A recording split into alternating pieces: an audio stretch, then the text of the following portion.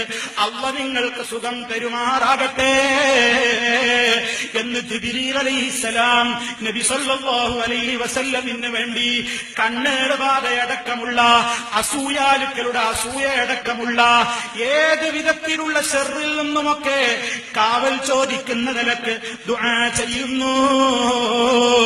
ജിബ്രീൽ അന്ധവിശ്വാസം പഠിപ്പിക്കാൻ വന്നതാണോ? ജൂദായിസം പഠിപ്പിക്കാൻ വന്നതാണോ? എന്ത് പറ്റിപ്പോയി നമ്മുടെ മൗലവിമാർക്ക്? ഈ ഇടവണ്ണയിൽ നിന്നുകൊണ്ട് സംസാരിക്കുമ്പോ നമ്മുടെ പ്രിയപ്പെട്ട മൗലവി, ഈ നാട്ടുകാരനായ സുല്ലമി, നിങ്ങളോട് വ്യക്തിപരമായി യാതൊരു വിദ്വേഷവുമില്ല, പക്ഷേ നമ്മളെല്ലാവരും മരിച്ചു പോകണം, നിങ്ങൾ തിരുത്തണം മൗലവി, സ്നേഹത്തോടെ ആവശ്യപ്പെടുകയാണ്. സംസമിന്റെ പുണ്യം നിങ്ങൾ നിഷേധിച്ചെഴുതിയപ്പോ ബഹുമാന്യനായ എം വി സക്കരിയ മൗലവി അത് തിരുത്തി.